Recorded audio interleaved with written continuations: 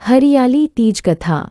शिवजी कहते हैं, हे पार्वती, बहुत समय पहले तुमने हिमालय पर मुझे वर के रूप में पाने के लिए घोर तप किया था। इस दौरान तुमने अन्न जल त्याग कर सूखे पत्ते चबाकर दिन व्यतीत किए थे।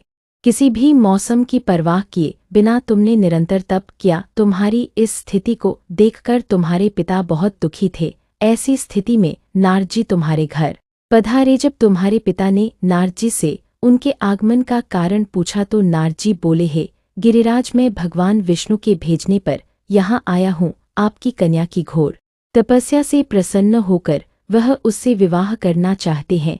इस बारे में मैं आपकी राय जानना चाहता हूँ। नारद जी की बात सुनकर पर्वतराज अति प्रसन्नता के साथ बोले, हे नारद जी, यदि स्वयं भगवान विष्णु मेरी कन्या से विवाह करना चाहते हैं तो इससे बड़ी कोई बात नहीं हो सकती। मैं इस विवाह के लिए तैयार हूँ। फिर शिवजी पार्वती जी से कहते हैं, तुम्हारे पिता की स्वीकृति पाकर नारद जी विष्णु जी के पास गए और यह शुभ समाचार सुनाया। लेकिन जब तुम्हें इस विवाह के बारे में पता चला तो तुम्हें बहुत दुख हुआ। तुम मुझे यानी कैलाशपति शिव को मन से अपना पति मान चुकी थी। तुमने अपने व्याकुल मन की बात अपनी सहेली को बताई। तुम्हारी सहेली से सुझाव दिया कि वह तुम्हें एक घनघोर वन में ले जाकर छुपा देगी और वहां रहकर तुम शिवजी को प्राप्त करने की साधना करना। इसके बाद तुम्हारे पिता तुम्हें घर में न पाकर बड़े चिंतित और दुखी हुए। वह सोचने लगे कि यदि विष्णुजी बारात लेकर आ गए और तुम घर पर न मिली तो क्या होगा। उन्होंने तुम्हारी खोज में धरती पाताल एक करवा दिए, लेकिन तुम ना मिली।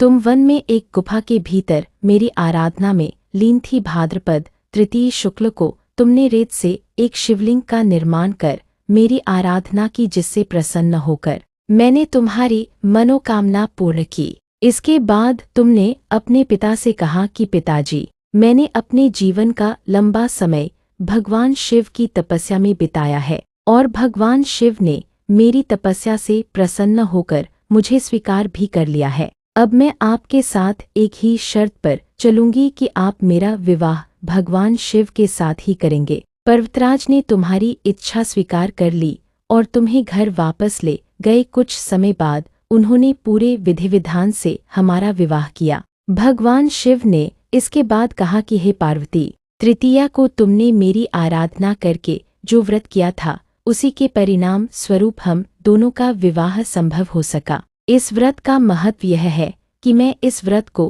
पूर्ण निष्ठा से करने वाली प्रत्येक स्त्री को मनवांछित फल देता हूँ। भगवान शिव ने पार्वती जी से कहा कि इस व्रत को जो भी स्त्री पूर्ण श्रद्धा से करेंगी उसे तुम्हारी तरह अचल सुहाग प्राप्त होगा। आप सभी पर शिव पार्वती जी की कृपा बनी रहे। ओम नमः शिवाय सभी को।